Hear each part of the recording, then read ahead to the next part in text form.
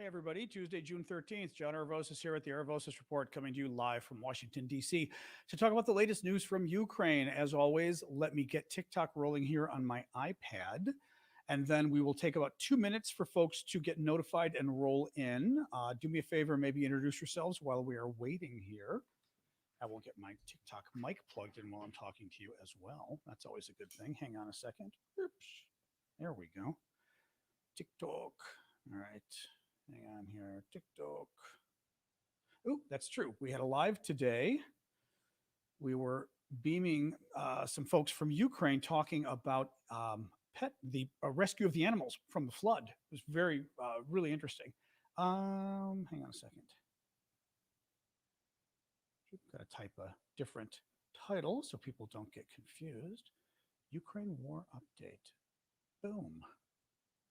There we go. Go live. Excellent. All right. But yeah, it was really fun, really interesting. One of the animal welfare groups joined us. And they're one of the groups that have traveled down to Kherson, Ukraine, to save animals in the flood. And as you know, a lot of people's pets were trapped. They'll save other animals. Actually, he said the funny story was he said the sort of the strangest animal they did was they saved some chickens. He said they were very hard to catch, but they saved them. They caught them. So that was kind of funny. Anyway, there we go. There's TikTok. Hey, TikTokers. Welcome, folks. Anyway, hey, Shadow. So what is going on, folks? Oh, no, that's interesting. The emojis you're sharing on Twitch are now getting shared on StreamYard, which is good. Thanks, Succeed and Purnell. Thank you guys for the gifts. What's going on, folks? Oh, hey, Ryan. Good to see you on Twitch there. We're going to actually, there is not a ton of news today. I will say there's news, but it's not a crazy amount like there often is. So today we're going to have a normal day of going for about an hour because I've got dinner with friends at 7:30. So 7:30 my time. So meaning we're going to have the show go for about an hour. So as I said, let's wait another minute for folks to arrive and then we will get rolling here. All right. Always like to give people a chance to sort of get notified and all of that. So anyway, so how are folks doing? Introduce yourselves, do a shout out where you're from if you would. It's always a nice way. Yes, we did a live earlier today to talk to an animal rescue group live from Ukraine. It was actually really interesting because they were reporting from their boat. So the guy was literally in his boat on his phone with the coworkers reporting to us on their animal rescue efforts in Kherson in the flood. Thank you, Chief, for the gift. It was really cool. It was very interesting. So that was fun. And we raised $713 for him for their welfare, for the animal welfare group, which was really cool.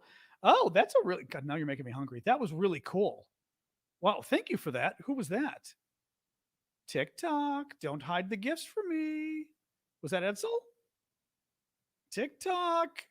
Oh God.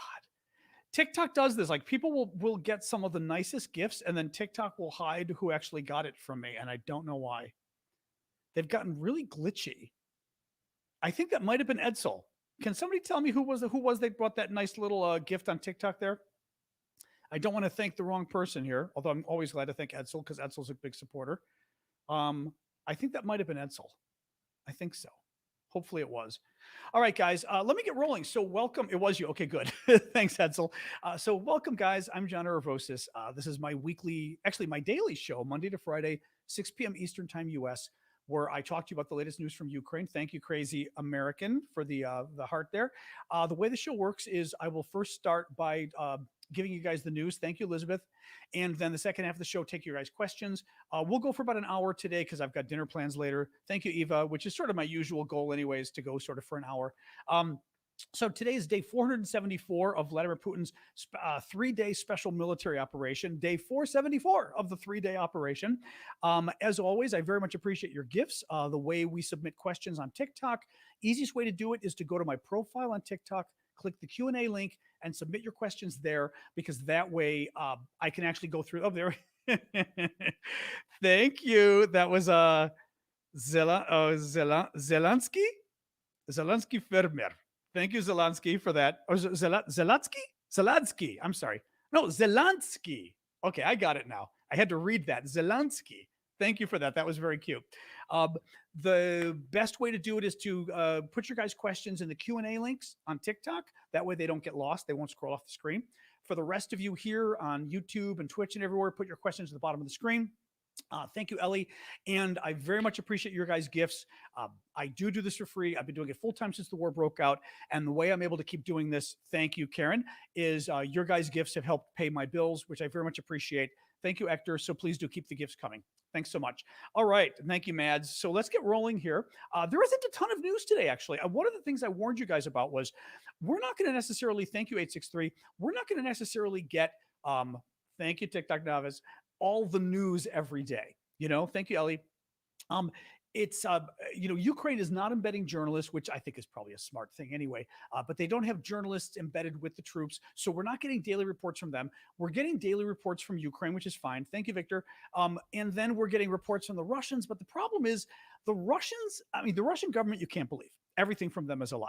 The Russian military bloggers, who are independent people, often very former military of the Russians, and they're out there basically, they're pro-Russian media, so to speak, that are working with the Russian troops. The thing is, the military bloggers tend to be sort of far right-wing nationalists, so they want Russia to crush Ukraine. But because they're independent, in a way, actually, very much in a way, they work like bloggers. I mean, I was a top American political blogger in the 2000s, and we were all partisan in our own way, but when we got pissed at our allies, we would say so publicly. And the Russian military bloggers do that. When they get pissed at Putin, when they think the military is screwing up, they say so. So the one thing that's good with reading the Russian military bloggers about what's going on with the war is when they start criticizing the war effort, when they start saying, we didn't do well today, it usually means they didn't do well today, because there's no reason for them to lie and say Russia did poorly, right? Anyway, just to give you sort of an overview. Now, Sky News, I'll give you a little bit of an update. Thank you, 863. Sky News says that Ukraine reported more gains today, but was hampered by Russian air support. Thank you, Cheryl. I read that as well, that the Russian, I believe it was actually plane support, not just drones, they were using to attack Ukrainian troops. And this is one of the problems that's out there, is that the Russian Air Force is still alive and kicking. Now, they've been afraid to use it because the Ukrainians have had a very good, anti-aircraft weapons, and they've got even better stuff from NATO now. So the Russian Air Force has been very cautious about flying into the area, but they've been using them more now in the last couple of days, especially today. The Russian air support was a big problem today. Continuous minefields was a problem, as were the kamikaze drones. Soldiers, this is from the Ukrainian military. Ukrainian soldiers have advanced 250 meters near Bakhmut. That's about 750 feet. So not a huge amount, but you've got to remember Bakhmut was stuck in time for like 11 months. Bakhmut is the town the Russians and the Ukrainians were fighting for in eastern Ukraine for about 11 months. The Russians finally got it like 2 weeks ago, and now the Ukrainians are slowly getting it back. Ukraine sort of north and south of Bakhmut, kind of moving in a pincer. Every day they get a little more land. They did get a little again, which was good. Ukrainian government also reports 200 meters of movement, so like 600 feet. You see, we're dealing with very small amounts here, right? 600 feet is 2 football fields. That's the amount it moved today. But it moved in the Ukrainian direction, which is better than the opposite. So about 200 meters on the Toretsk front in eastern Ukraine. That's between Donetsk and Kramatorsk. So more or less, try to use my pen here, more or less around here, okay, ish. So way up here. Bakhmut is here. That's here, which is not that far away from Bakhmut. And 500 meters to 1 kilometer. So that would be 1,500 feet to like 2/3 of a mile, say. Thank you, Ava, for that. In the direction of the port city of Berdyansk. So Berdyansk is down here. I think what that report is talking about is, this is probably a little in the weeds for you, but there's really not a ton of updates on the land movement of what they're controlling. So I figured I'd give you some of the details. Makarivka, which is a Ukrainian town. I wrote in my notes. It's I want to say Makarivka is more or less. I'm going to go around here, more or less. Okay. Now, Makarivka, it looks like the Ukrainians captured it today. That's good. This is part of the successes we heard about in the last few days. It's the latest. It happened today. But remember how in the last like 2 or 3 days, we finally were hearing about Ukraine taking a string of towns, going slowly in the south, heading towards Mariupol? Here's Mariupol. The towns more or less are, around the tip of my pen, around here, and they got the next town down today, which is great. The Russians tried to do a counteroffensive for that town of Makarivka, and the Russian counteroffensive reportedly failed. Even the Russian military bloggers are saying the Russian counteroffensive didn't do well. That's good news. And again, it's confirmation that it's true if the Russians themselves are admitting it didn't do too well. But again, very small movement today. We're talking like a village. But again, it was a village in the direction the Ukrainians need to go, which is good news. Now, another point I will hit on. I've said this before, but be prepared for this. Thank you, Ellen.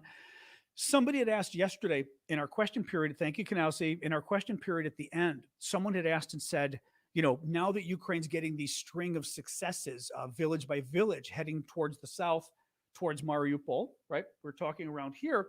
How long will it, at this pace, how long will it take to get to Mariupol? And, what I told them was the problem is we don't know. Thank you, B. Smith. If you have a question, feel free to throw it in there. We don't know because Ukraine has still not hit the really bad Russian defenses. Okay. They're coming down, but then there's some Russian defensive lines that go all the way east-west that are huge. Thank you, Martin. Huge trenches, dragon's teeth, which are these cement blocks sticking out of the ground to stop tanks and things. Ukraine hasn't hit that yet. When they hit it, it's going to be a lot of work to breach those. It's going to take a lot of men. A lot of men are going to get injured. A lot of men are probably going to get killed. Ukrainian and Russian side both. A lot of equipment. It's not going to be easy. And not only does it mean we're going to be hearing, it's hard to say bad news. I mean, of course, it's always bad news when Ukrainian soldiers get killed. But when I say bad, I mean, we're not going to be hearing necessarily negative news in the sense that we're going to be hearing about a lot of Ukrainian troops getting hurt and killed and a lot of weapons being destroyed, but that will not necessarily be an indication that the counteroffensive isn't going well, because we have to assume that in this battle, it's going to be a tough battle. A lot of Russians and a lot of Ukrainians are going to be killed. That will not be an indication of which side is winning, because it's going to happen anyway, is my point. It's going to be a necessary precursor to the advancement towards victory. I do not have any Ukrainian relatives. I certainly have a growing number of Ukrainian friends, but my family is 100% Greek. We do have some Greeks in the rest of the world, in Panama and Brazil, relatives of mine other than Greece, but they're all Greeks. Yeah, no Ukrainian relatives. Wish I did. No ancestors either. They're all Greeks. Now, some of my ancestors may have helped colonize Ukraine. Thank you, Callum, because the Greeks actually had part of southern Ukraine going way back. So we had a claim before the Russians did. And our claim is legitimate, at least. The Russian claim is not legitimate at all. The Greek claim is quite legitimate, but we don't go there. Thank you for asking. That's very funny. All right, a little more news here. Really nasty attack today by the Russians on the town of Kryvyi Rih. And I forgot to check, but I remember this from, it's on my, this is why I like this freaking map. Everything is on this freaking map. Kryvyi Rih is right up here, pointed out. I'm telling you, this map is really good. Kryvyi Rih all the way up here. This is in, free Ukraine, right? Occupied Ukraine is all of this. This is occupied. So the free stuff is up here. Russia attacked it with some cruise missiles today. They went after civilian neighborhoods. They destroyed an apartment building. They also went after a factory that, and I love the British press on this, Sky News, I think it was, a factory that houses fizzy drinks. So I'm assuming by fizzy drinks, they mean soft drinks. The Russians blew it up with cruise missiles. They blew up an apartment building. The latest numbers I saw were something on the order of 11 civilians killed, 35 wounded. It was a 5-story apartment building. And what's interesting with this is, or what's horrifying about this is, the Russians used cruise missiles. Cruise missiles are super accurate. You don't hit a civilian apartment building, and mind you, a civilian neighborhood with a cruise missile unless it's on purpose. And again, Russia does this every day. It's possible to say one cruise missile screwed up somehow and hit the wrong place, but Russia's been doing this every day. So lots of deaths. And I should make the final point. This is Zelensky's hometown. So a lot of us think that's the reason. Thank you, Ellen. That's the reason the Russians bombed it. Putin is being a jerk again, basically. The U.S. announced a new aid package today. This is nice. I mean, the Brits announced a nice aid package today too. The reason I mentioned the U.S. one in particular isn't because I'm American, but it's because exactly.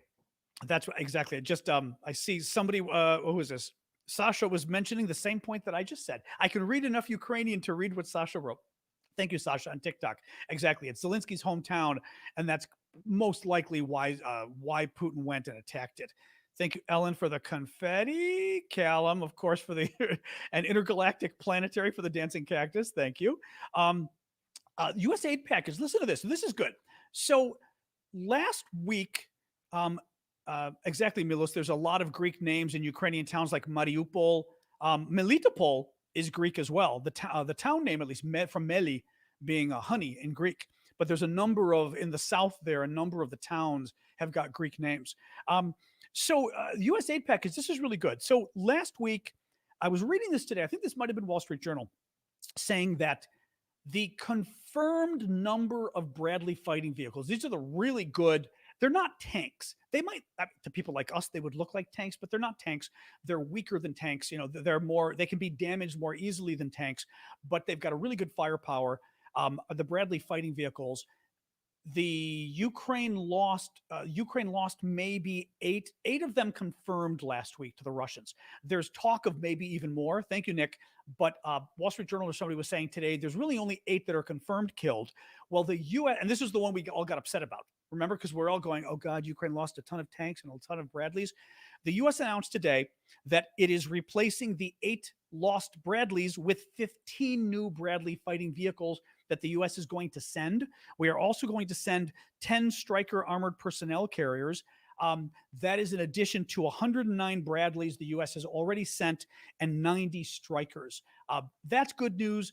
Somebody had mentioned today, and I think it was Michael Weiss, made a really good point that this news came just a couple of days ago that Ukraine had lost these Bradleys, and it was something we all got upset about. Thank you for wings. I've got to still have wings. Okay, yes, us.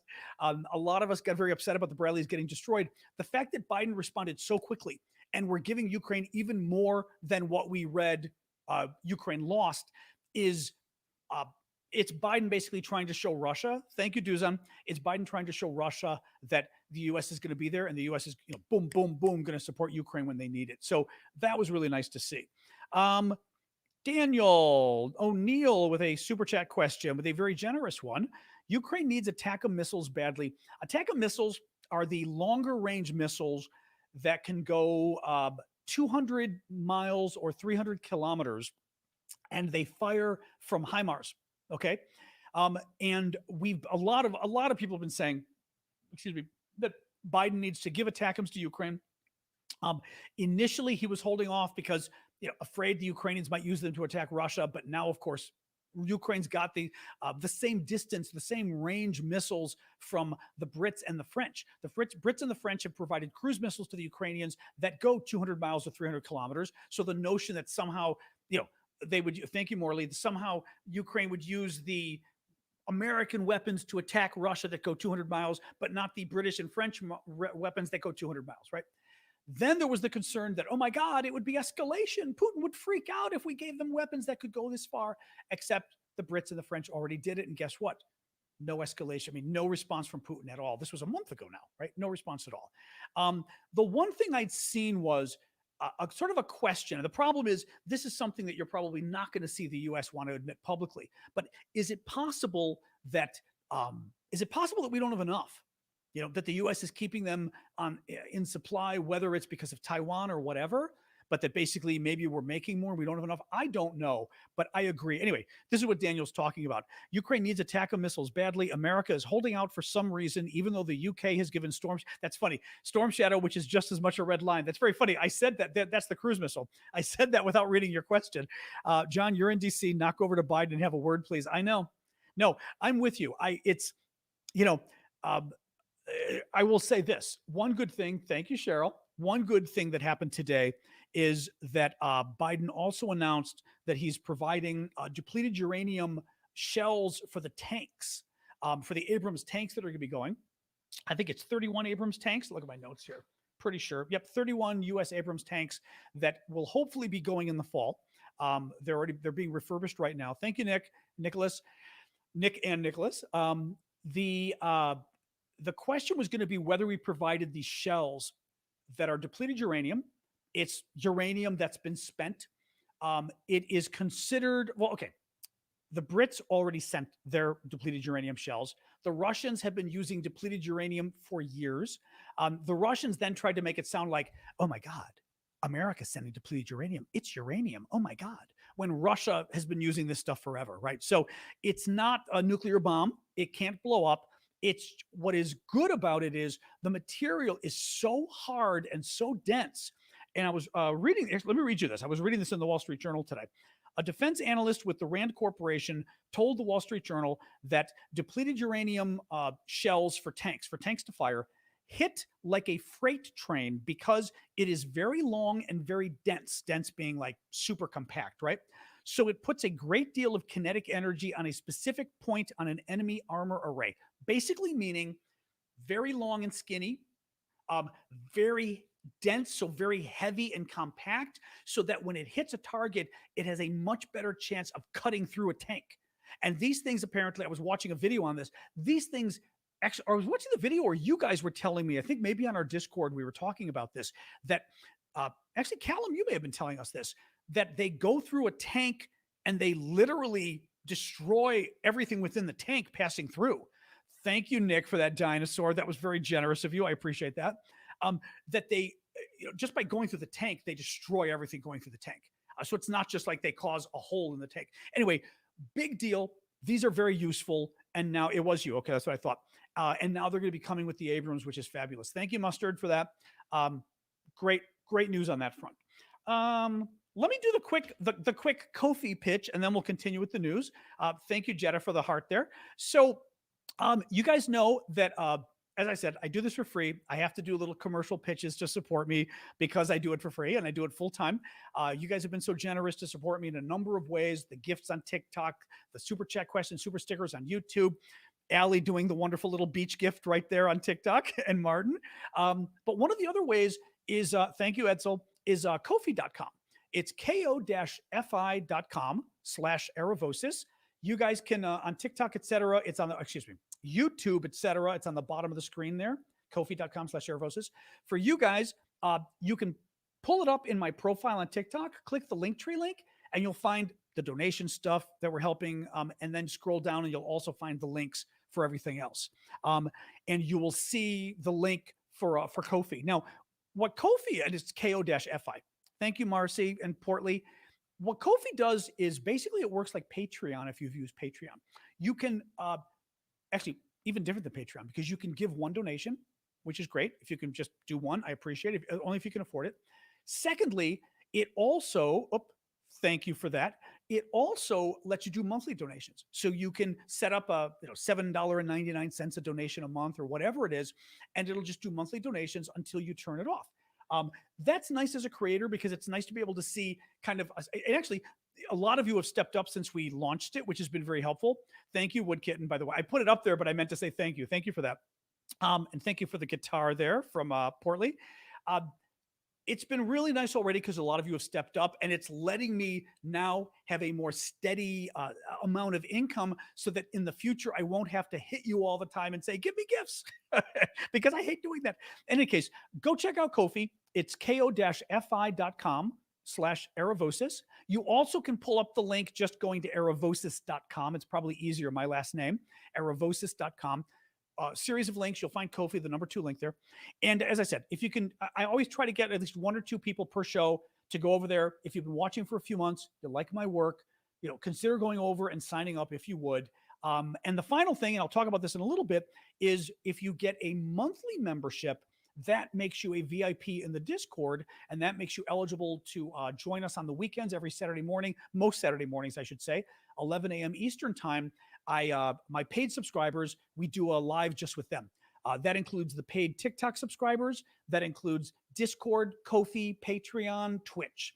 Any of you guys who have paid, you'll be able to join us for free Saturday morning, 11 a.m. Eastern, and it's going to be only live on TikTok and only live on Discord just for the paid folks as my thank you. And finally, we have a lot of cool auctions. I'll talk about those at the end. A lot of cool auctions as well that that some of the auctions are for everybody for free on Patreon, not Patreon, on Discord, discord.aravosis.com. Some of the auctions are just for the paid folks. All right, guys, let me keep going, but thank you so much. I appreciate if you guys can help out. Zaporizhia. So this is interesting. Some new nuclear concerns about the nuclear plant, some safety concerns that actually made some sense. The Zaporizhia nuclear plant is all the way up here. Okay, kind of the tip here. You see where the river Dnipro cuts through Ukraine. The landmass comes up here, and or the river, I said, it comes up and comes down right where the river's at a peak here, right, across the river from Nikopol. So on the south side of the river, controlled by the Russians, is the Zaporizhia nuclear plant. The dam that the Russians appear to have burst last week is here. The water flows down. The river flows into the sea here. The dam was here, which means the water backs up here, and you had a very high lake, or not even a lake, but you know what I mean, very high river before a dam or locks up here, and you had less water here. Well, the dam bursts, and you get flooding here, but the flooding is caused because all the water that was backed up is now gone. That means the water level way up here by the nuclear plant has gone down significantly. Well, the concern now, and this was today from, I believe it was the International Atomic Energy Agency head, which is the UN nuclear body, is in Ukraine meeting with Zelensky, I'm pretty sure. And what he was saying was they actually are still concerned about the nuclear plant. And here's why. Last week, we heard that the nuclear plant safety wasn't really a big, or not safety is a concern, but meaning we weren't really worried. Thank you, Courtney. We weren't really worried about the fact that the water was disappearing, it causing a nuclear meltdown. The concern was the plant loses the water. It uses the water for coolant. And if it doesn't have the coolant, the plant melts down. This is what happened in Fukushima, Japan. When the tsunami happened, it knocked out the cooling system for the plant. The plant melted down. Horrible disaster, right? The nuclear disaster in Fukushima. The good news is the Ukrainians had a lot of water there that was already sort of a backup, in essence, of the water. And the water that was in the reservoir for the nuclear plant is more than enough to keep the coolant going for months. So they said, this is not a problem. Eventually, they'll be able to connect more water. But for now, you've got months and months and months of water that the same water can circulate and keep the fuel rods from the nuclear plant cool. That's good. Well, what the nuclear head said today, and this was very interesting, it's a serious situation because you are limited to the water you have. Listen to what he said. If there was a break in the gates that contained this water or anything like this, you would really lose all of your cooling capacity. His concern is, yeah, you've got enough water right now. We don't need, the reservoir has like disappeared almost. We don't need to worry about that right now. But what if something happens that the big pool that's keeping the current amount of water, what if that breaks? Thank you, Bonnie. What if that it gets a break and something happens, an explosion, right? The Russians, or frankly, the Russians blow it up, just like we believe they did the dam. And all of a sudden that water starts to disappear. If that water disappears, you're going to have a nuclear meltdown. And again, there's no backup because there's no more water to put in there. So he raised a good point about an ongoing concern. And my suspicion is, reading between the lines, that he's also talking about whether the Russians try to blow up the reservoir, because now you don't need to blow up the nuclear plant. You just need to blow up the water, right? Now, it also depends where this reservoir is inside the plant. Is it just as protected as the rest of the plant? My guess is probably, because the water's got to be going through the nuclear rods, but you get it. Lukashenko. So Lukashenko, the dictator of Belarus, country way up here. Russia is all the way here. Okay, Belarus is up here. Poland over here. Latvia, Lithuania, Estonia up here. The Baltic states, and the Belarus is here. Belarus dictatorship. A guy named Lukashenko has been there for several decades. Real jerk. Real friend of Putin. Sick lately, which has been kind of a good thing. And he today. Well, we'll step back. Last couple of weeks, we heard that Putin's been trying to freak everybody out, right? And we know this. He's been trying to scare everybody in the West, scare our leaders, trying to scare us out of not helping Ukraine. And remember how he's been making the nuclear threats? Oh, remember, oh, if you do this, especially with Medvedev, my favorite, the guy who used to be president and prime minister, who 3 times a week, when he's not drunk off his ass, is making these, or actually, when he is drunk off his ass, I should say, is making these nuclear threats like 3 times a week. Putin keeps making nuclear threats or has people around him do it in order to try to scare NATO out of helping Ukraine. Initially, that worked. Initially, a lot of our leaders, Biden included, were a little too afraid of, oh my God, escalation, right? Thank you, Wayne. Remember, Biden talked about World War III. If we get into a war with Russia, it's World War III. They have nukes. Oh my God, right? I mean, kind of scary. Well, the interesting thing, the interesting thing is that what I have no idea. Malathos, I don't deal with Twitch mods. Whatever happened with Malathos, he's been a good guy. That's all I can tell you. I have no idea. I don't like moderate while I'm talking. I don't know what happened there. But if anybody blocked him or whatever, unblock him because he's a good guy on Twitch, please. The and Lukashenko. So Putin, in his effort to basically scare everybody with nukes, said, I don't know if it was a month ago, 6 weeks ago, we are going to move tactical nuclear weapons into Ukraine, right? Okay. Into Ukraine, or not into Ukraine. I'm sorry. I'm like watching this discussion here. We're going to move tactical nuclear weapons into Belarus, closer to the NATO border, right? Because again, Poland's right here. So if Putin moves nuclear weapons here, they're closer to Poland. First of all, we don't know that that's going to happen. Remember, the Russians lie, and they lie a lot. So the fact that the Russians say we're going to move nukes and we're creating facilities to handle the nukes, and then this week Russia announced the facilities are done, right? This kind of crap. Again, assume everything Russia says is a lie. So assume the nukes aren't going there, and assume that they have not been building facilities for the nukes. Even if they move the nukes there, I'm not too worried about it because, first of all, who cares? I mean, Putin's got enough nukes to end the planet, and we've got enough nukes to end the planet. So, like, why would you know what I mean? Like, this is the fact that he moves a couple. It's like moving a couple pieces on the chessboard or something. We can both destroy each other. Russia and America, and by the way, France and England, the UK, we can all destroy each other. It's because we all have nukes.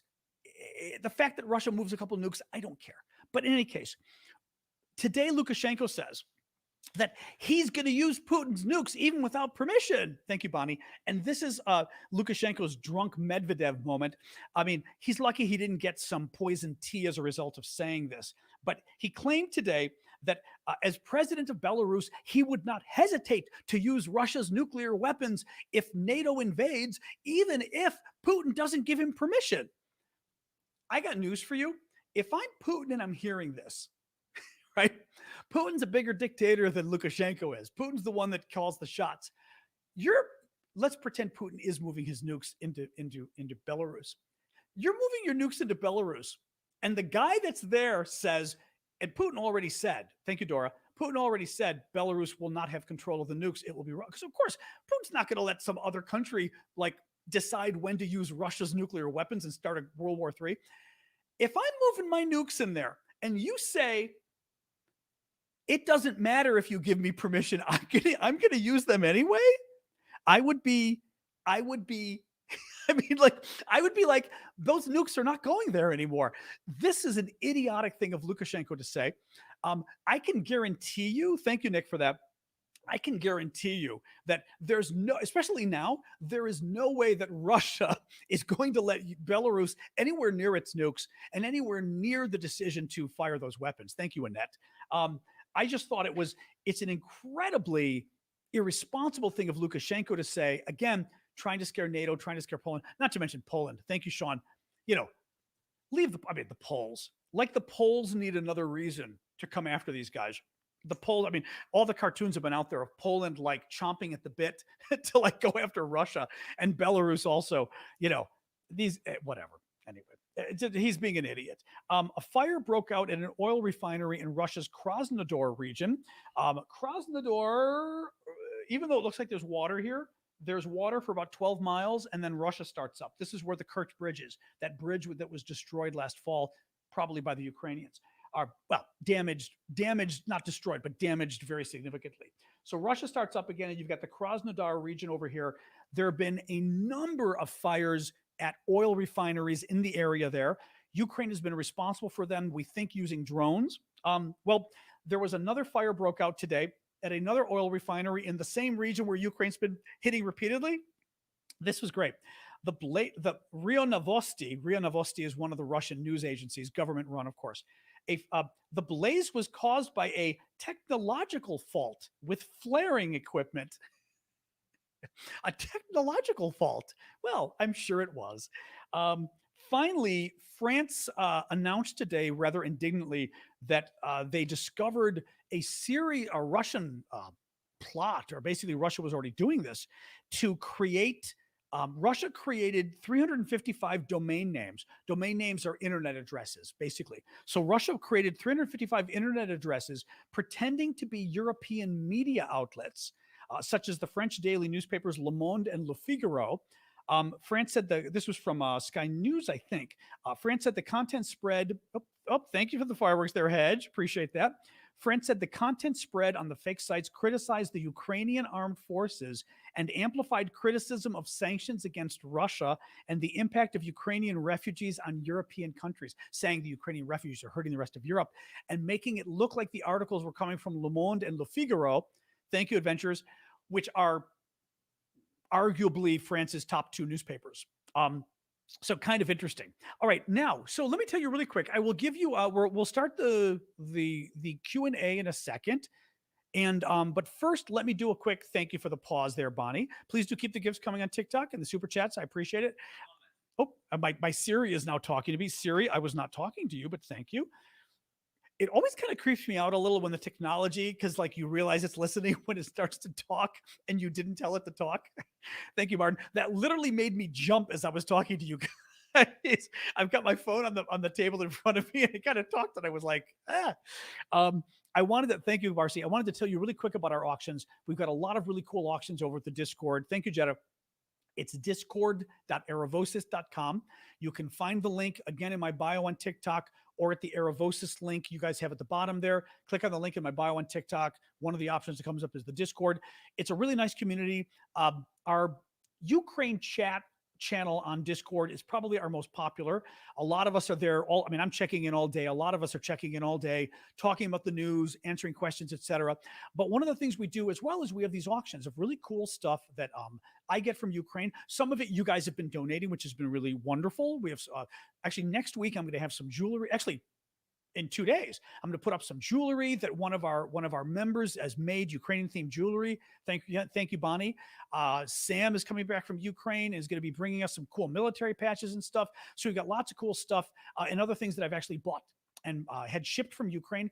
We auction it off, and what I'm doing with the proceeds is 50% of the proceeds I'm using because this is literally my job and no one's paying me other than you guys. I do this full time, so it's my income.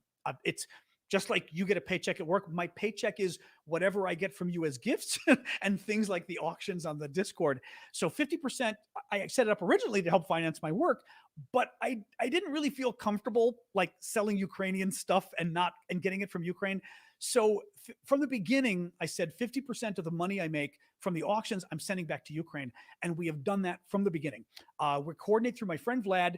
Vlad's the guy we had on our live chat this morning on TikTok. We did a live chat. Vlad was translating with some of the animal rescue folks in Kherson in the flood who have been saving the pets, the Ukrainian pets, dogs, cats, even chickens. He was telling me today they saved a bunch of chickens from the flood there. But anyway, the auction's really neat. We've got two sections, regular, public, and VIP. VIP is for the paid Discord subscribers. Those are the people that pay on Discord, pay on Twitch, pay on Ko-fi.com, whose link you can find on the bottom of the screen for you guys, or you guys can find it in my profile link, Ko-fi.com, or Patreon as well. Thank you, Kanausi. But if you become a monthly subscriber, you'll be a VIP member, and I will show you a couple things, and then we're done. But by the way, all the auctions end tomorrow. The way I do it is I finally decided after months of practice here, having all the auctions end on one same day because it makes it easier. You got to go and click. And if you click, you'll see the auction thing. I'll even show you guys. Let me show you just for fun. Since I think like people don't always know sort of Discord and everything else. Here we go. Perfect. Auctions. There you go. Thank you, Ocean, for the gift. You see here, it says auctions at the Aravosis Report auctions, and you see VIP and public. The VIP auctions are only for paid subscribers. The public ones are for everybody. You guys can see this is what Discord looks like. It's a chat community. So you would click on each of those and it would pull up the auction, right? So you can see the different ones. But we've got a lot of different stuff. All of it ends tomorrow. Cool Ukrainian stickers for Patron the dog, who I love. He's a bomb-sniffing dog that's famous in Ukraine. Very fun and cool. Russian Warship Go F Yourself t-shirt, one of my favorites. It's a size large. It's commemorating the Ukrainian stamp with the same design that shows a Ukrainian soldier giving the finger to a Russian ship. Well, the Russian ship is the Moskva, which is the ship that is the Russian Warship Go F Yourself ship, right? That tried to take Snake Island in Ukraine the first day of the war. The soldiers on Snake Island, when they were told to surrender, said Russian war. They said, "This is Russian warship. Surrender or we will kill you." And the soldier responded, "Russian warship, go F yourself." Of course, he didn't say F. He said it in Ukrainian. 6 weeks later, thank you, Lee, the Ukrainians, with their cruise missile they developed themselves, a Neptune missile, blew up and sank the ship. It was Russia's #1 ship in the war, and the Ukrainians sank it. I mean, stellar, especially April, mind you, like the beginning of the war when Russia thought they were going to win in 3 days and everything went wrong. It was stellar. Anyway, very cool t-shirt for that. Another sweatshirt. It's a very light sweatshirt, though. It's a nice, like, summer weight sweatshirt made by the Ukrainian government commemorating Ukrainian special forces. You see the special forces guy, and it's got on the side the lettering in Ukrainian. You guys can see here the lettering in Ukrainian on the side that says it's the special forces and everything. That's very cool. And two other things. And well, I'll show you a couple things. It's the last day. It's the last day. I'll show you guys all of it. Why not? Cool Ukrainian fridge magnet. Russian warship, go F yourself. I love these. Another Ukrainian fridge magnet. This one's actually my favorite. I'm going to have to keep, I only have a number of these. I'm going to have to keep one of these for myself. But this is commemorating the Ukrainian tanks that kept stealing the Ukrainian tractors, the farmers' tractors that kept stealing the Russian tanks. And it says, "Good evening, we are from Ukraine." Well, Ukraine turned it into a postage stamp. They kept doing this stuff as postage stamps. It's fabulous. Ukraine, sorry, you could see my bruise on my arm here.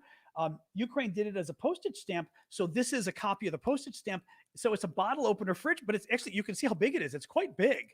So that was really neat. A pair of, okay. The socks don't sell as well. I think socks are totally cool. Men's socks. Pair of men's socks, sizes 6 to 9. And I love this. I'll show you guys first. The Ukrainians will be able to read it. Vlad sent me these, and I think they're hilarious. It says, "My heart beats to the rhythm of the Ukrainian armed forces." And it's a little EKG thing at the bottom. Little EKG thing. And the little Ukrainian flag heart. I think this is the kind of stuff I'd wear. Let's just put it that way. I think this stuff is fabulous. And the final thing I will show you, and then I will stop showing you auction stuff. This one's really neat. This is our most popular. And this one's neat too because it's a specific benefit for the Ukrainian troops. This is a Russian pouch, a Russian military pouch. You see the back. It looks like a backpack, but it's really not. These are meant to go over, I think, the soldier's uniform, right? It straps onto the uniform. These are big enough to put over. It is big enough to put over your shoulder. It's not big enough to put over both shoulders, but one shoulder works. It's a Russian military pouch. It's got, two things. Used. I mean, it's a little torn inside because it's been used, put it that way. But Ukrainian troops got this in Russia, got these in Ukraine from the Russians, and the Ukrainian troops provided them to us for us to auction off to benefit their units. So we're going to give their share back to them, and their share is going to be used to benefit their unit. So that's the final thing. Oh, I should have said, the rest of the auction items this week, we always give them back to Ukraine anyway, but this week we're giving the money specifically for flood relief. So the Ukrainian share of my auction that we're giving back will be for flood relief. That last item will be for the specific soldiers unit that got us the item. So thank you, Chazak. Anyway, appreciate if you guys can help. Go check out the auctions, discord.aravosis.com. As I said, the auctions end tomorrow throughout the day. Actually, let me show you last little thing. Last little thing, because people never realize this on Discord. So I'm showing you Discord again. Let's just pretend you know Discord. Okay. Go into one of the auctions and you'll see at the top, it tells you when the auction ends. You see how it says end time? Here, end time 18 hours. Show you guys end time 18 hours. Well, if you touch it with your finger, or if you are on a computer and you click it with the mouse, okay, it shows you the exact time the auction ends for you in your time zone. So I'm going to touch this. Look at the top of the screen. Wednesday, June 14th. I'll do it again. But it's on the top of the screen on your phone. See? Wednesday, June 14th. And then it tells you I'll show you guys too, the exact. A lot of people don't realize this. See, popped up on the top. It tells you the exact time for your time zone. If you do it on a computer, it literally will hover in the same place, but just something you should know about. Okay. Doesn't work for mustard. That's because it hates you, mustard. Sorry. I don't know why it doesn't work for you. That's crazy. That's actually, you should tell Syndicate about that. Thank you, Thomas, for the flowers. Okay, let's do some questions or some more questions here. All right, but thank you. Do check out the auctions, like I said, because it helps my work. It helps Ukraine. And honestly, I just think it's a lot of fun. I like doing the auctions. Because to me, I feel like I'm getting stuff from Ukraine and sort of showcasing it. I even have more stuff coming, including I'm not going to tell you. Wait till it gets here. It's probably going to take a month to get here. But I ordered some really neat things that are still coming, which I'm very excited about. All right. Let me pull a question up on TikTok. Remember, on TikTok, you can do questions by hitting the Q&A link in my profile. Hang on here. Stephen Marco wants the map for Roshin. That's fine. I know. We know she loves her map. There we go. And you notice I tightened the map. It's loosening a little, but I tightened the map this weekend. So the map is in pretty good shape. There you go, Roshin. Up. Where are my glasses? Here are my glasses. Okay. Hang on. TikTok question with my glasses here. OM Ginger says, do you think Lukashenko saying he'd use their nukes is just a ploy to you scrolled off my screen to stay out of the war? That's funny. I'm not sure how that works for him staying out of the war, though. I don't know. I think he's legitimately worried about Poland invading. I think, that's it. I mean, put down why you think it might be something that would, help him stay out of the war. Actually, I'll pull up the.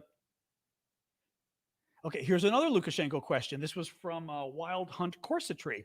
Could Lukashenko be playing dumb like a fox, or crazy like a fox, we'll say, by saying he'd use nukes without permission in order to get Putin to take back the nukes to Russia? Maybe. One of the thoughts that I read, and this might have been from Dara Masakat at Rand Corporation, I think, but I don't want to swear to it. And the thought was that, of course, Putin is saber rattling with the nukes. He's talking about the nukes to scare NATO and all this kind of stuff, right? But that some of the thought was he's moving the nuclear weapons in, if he moves them in at all. Because when he moves the weapons in, he needs to have troops with the weapons, right? He already said he's going to have like storage facilities for the nukes. Well, those storage facilities are going to be manned by Russians. They're going to be patrolled by Russians, protected by Russians. He's going to need to move in a lot of Russian troops into Belarus if he moves in these nukes. And the idea is that this is almost a silent takeover of Belarus that Putin is doing by constantly moving more and more Russian military people into Belarus, right? Very interesting. So that was one of the thoughts. So interestingly enough, that's not a crazy point you just made there, Wild Hunt, because it's possible that Lukashenko knows this. And even though, Lukashenko is in Putin's pocket, he wants to have his own power. He may not want Putin to totally co-opt his power. So he may be trying to find reasons for Putin not to move the nukes in. That's the only reason I can see, because otherwise having the nukes on his soil does potentially, make it less likely he's going to get invaded, I would think, right? Because also the Russians themselves have to worry that their nukes are also, Russia's insane. Russia's own nukes would get overrun if anybody invaded. What do we got here? More questions from you guys? All right, let's pull up more TikTok questions. Oops. All right. If hang on a second. Oh, if Russia never had gotten nuclear weapons, would NATO be involved in this war? Ha. If Russia had never gotten nuclear weapons, NATO would have been more involved for sure. It's an interesting question, actually. God, that's funny. I mean, what would you know what I'd love to see? I would love to see a war game. I don't mean like a computer game. I mean an actual where you get people together and you get like people who have served in government and everything, and to have a um, basically a scenario where Russia doesn't have nukes, but it is still a very large country, big military, lots of artillery, lots of missiles, but doesn't have nukes. And what would have happened at the beginning if we were, because still look, I mean, we were still worried about, we still thought Russia had the second biggest army in the world, the second greatest army in the world, right? We were still worried that Russia would be able to roll into to Europe. So there's still, I mean, actually, we were also worried. I mean, I told you, I talked to people before the war broke out, former government officials in Eastern Europe, who told me that it wasn't clear that that the Baltic states. How do I want to say this? It was not clear that we could save the Baltic states. That basically Latvia, Lithuania, Estonia, that the Russians would roll in, they would take them, and it would be extremely difficult for us to dislodge Russia from there. Was the concern? Now, if we didn't have nukes, you know, I think we still would have worried about getting into a war with Russia and Russia taking these territories, because also, even if Russia doesn't have nukes, it's a different world today than 1945. 1945, right? I don't want to get into the whole issue of the US using nukes in World War II. But I am not somebody who looks back at that and says, oh, it's obvious it should have never happened. No, no. And frankly, had they been used against the Nazis, the same thing. I think it's I think it's a little too easy to look back and go, oh yeah, I guess we'd let Hitler keep. Had we not been able to stop Hitler and we had nukes at that point, we would not have used them against Hitler. I think we probably would have, and it would have been arguably a good idea. Having said that, we're in a different world today. And even if Russia were to invade the Baltic states, would we nuke Russia to get them out? Right? I mean, like, I feel like, at least from developed countries, or whatever you want to call us, the top economies, whatever, there's a feeling that, from us at least, that nukes should be used as a last resort, not as just a weapon of war. Russia tends to think nukes should just be used as any other weapon. But from us, so I mean, anyway, this is a very long way of saying I wonder what would have happened, because I'm not convinced, had Russia taken the Baltic states, that we would say we're going to nuke Moscow unless you leave. I don't know. I don't know. Anyways, I just think it's a very interesting question as to how that would. Oh, thank you, user 336, for that. It's a very interesting question as to what we would have done. But look, we would have certainly given more weapons, okay? And we would have given them earlier, because we would have said, yes, we're worried about Russia invading Europe. We're worried about them taking the Baltic states. We don't really want to use our nukes because that's a last resort. We're the good guys. We don't, it's not World War II. We don't really want to use nukes unless we have to. Although that was a have to, I think. But I don't, yeah, I don't know. Anyway, I'm going to stop ruminating because I don't know the answer, but that's really interesting. It's really interesting. All right, more questions. People, I love this. They're talking about milk in their tea over on YouTube. It's very funny because they get into these like ancillary discussions where all of a sudden they go on a tangent, and they're talking about I try to look to see what questions they've got, and they're talking about the craziest things. So yes, right now they're discussing milk in the tea and whether that really works. Americans tend to find it disgusting to put milk in their tea. For any of you who are from abroad, that's why I'm sure the discussion came up. Interesting question, though. Is it true that Shoigu has issued shoot-to-kill orders on site of Wagner members? I don't think so. That is a story that I saw two people putting out there. One was just some guy, and another was that Igor Sushko, who's a Ukrainian race car driver. Sushko put stuff out that he hasn't really vetted. I will say, I mean, I'm sure he's a good guy. He tries to be helpful, but nobody has backed this up. Nobody. I mean, I've seen it nowhere since then. I don't think it's true, because it came out yesterday from Sushko, and had it been true, we would have heard about it by now. So I don't think it's true.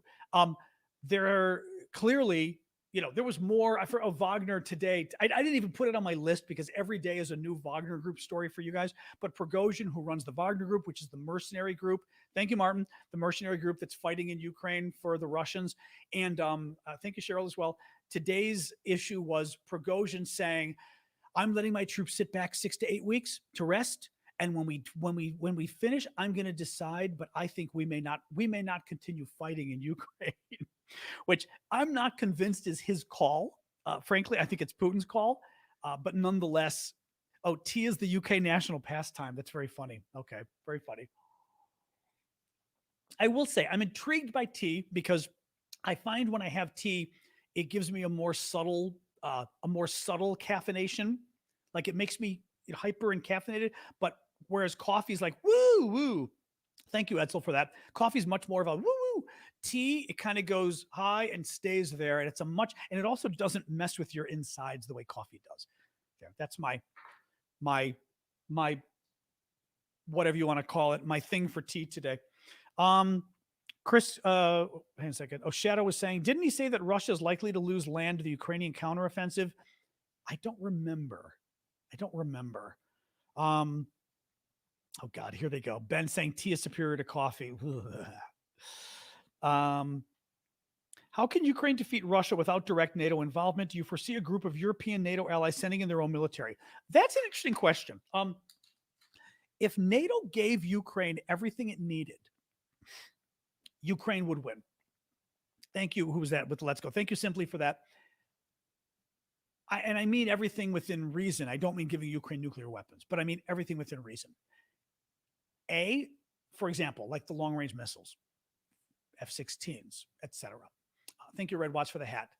The second problem becomes not just if NATO gave Ukraine everything it should, but let's make a complicated English conditional sentence. Had NATO given Ukraine everything it should have way early on, Ukraine would have won this war, maybe even by now, but they certainly would have been in much better shape, and far fewer Ukrainians would have died on the battlefield.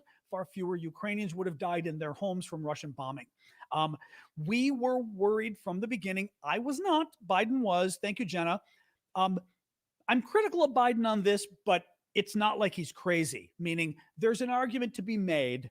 Putin could have gone nuts and who knows what he would have done. I don't think that's a crazy argument. I just think it was still too much pandering to Putin. But at the beginning, not just us, but the Europeans wanted to hold back too. Not the Eastern Europeans, the Poles and the Baltic countries wanted to just destroy Russia, and they were right. But the French, the Germans, and us, I think, and the Brits were very much on board with going after Russia. I think Canada, I don't know enough about Canada to know where Trudeau really was on this, but I think Biden, France, and Germany were like, let's be careful, right? Let's not go too far. Had we given Ukraine the tanks, mind you, look at the tanks. American tanks still haven't arrived. American tanks will arrive probably 9 or 10 months after they were promised. What if they were promised a year ago? They'd already have them. Thank you, Jenna, for that. The fighter jets, we're training Ukraine on the F-16s now. They're not going to get them for a while. Could have gotten them earlier. The Poland had promised, thank you, Bonnie, and Chad, Poland had promised Ukraine, oh God, it was something like 200 MiG fighter jets or something at the beginning of the war. And remember, they were going to give them to Ukraine. Thank you, Obi. They were going to give them to Ukraine in Germany. They were going to transfer them to the Americans, and then the Americans would give them to the Ukrainians. Thank you, Tom, for the gift. And the Americans and the Germans both went, didn't happen. At least from what we know, it didn't happen. I don't know whether Poland was able to slip them through anyway. Had all that stuff happened early on, had they gotten the HIMARS early on, had they gotten, my God, the Patriot missiles? I mean, hey, thank you, Tom.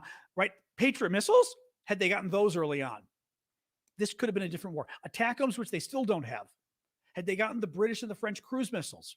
Had they gotten better, well, I don't even know if anything that we've given them to attack Russian ships, but had we given them better missiles to attack Russian ships, all of that would have made a better difference. Yeah. So in any case, I think Ukraine can win this war. We're going to get a good, thank you, Adventure. I think we're going to get a good flavor of that with the counteroffensive. The counteroffensive isn't everything, but what's interesting to me about it isn't a Ukraine better do well or we're not going to give them more weapons. It's not like that, but it's it's an interesting exercise almost in seeing, okay, now Ukraine's got a lot of the good weapons. Now they've got a lot of the really good training. What can they do? Can they pull off a significant success against Russia with this? If they can, then it's as if, thank you, Adventure, it's as if this is a case study in how well Ukraine's able to do this. To me, it's not like Ukraine better get 95% back or else. It's more holistically, has Ukraine proven the argument that if they get the weapons and the training from us, they can kick Russia's ass? So that's what I'm waiting to see. But no, I still absolutely think Ukraine can win, but I think what is constraining them is us. We haven't given them what they needed early, and we're still not giving them some of the stuff, you know? Um, maybe, sorry. Thank you, Portly and Chad, both there. Rob is saying, I'm gonna have to go in a minute here. I realize Ukraine has kicked butt, but could the rest of the world be too optimistic of Ukraine's counteroffensive? And if it stalls, might the worldview change? Sure, sure. I mean, I guess part of the question becomes, if Ukraine's counteroffensive stalls and they're not able to dislodge the Russians, then what is the argument to be made for how Ukraine gets its land back? I mean, I think that becomes the issue. It's not a matter of, for me, obviously for me, because I'm more hawkish on this. Thank you, Pod WLC, by the way. I saw that. It's an issue of, if Ukraine can't get anything significant at all with all these weapons and all this training, thank you, Lori, what's going to be any different next year if we give them more weapons and more training, right? And next year that then Russia has even more time to dig in. I don't know the answer to that. To me, that's a question that somebody who's a military expert, like really knows the military stuff, can answer, a general type. But that would be my question, would be, what can Ukraine then get back if they can't do it now? Because what will be different next year? More weapons, more training? I mean, right? You get what I'm saying? I'm not trying to be negative on it. Okay, air support's the big thing. Martin is saying they would have air support. That is a big point. And I saw a lot of folks talking about that today, that Ukraine is basically fighting with one arm tied behind their back because they don't have the air support. That basically they're fighting the kind of war that the rest of us have fought, big US and other countries, without the air support they need. And that's because we didn't want to give them the F-16s early on. And frankly, we didn't want to give them more of the MiGs.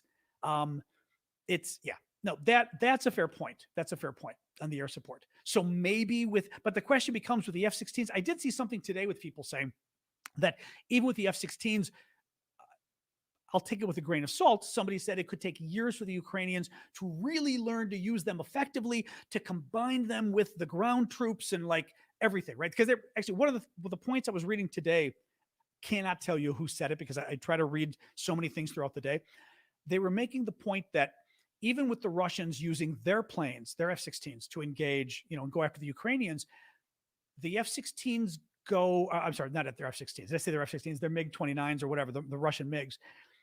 Their planes travel like, is it, I'm forgetting the speed. It's not like a mile. Could it be a mile in 6 seconds, or was 6 seconds too long? Maybe I don't know.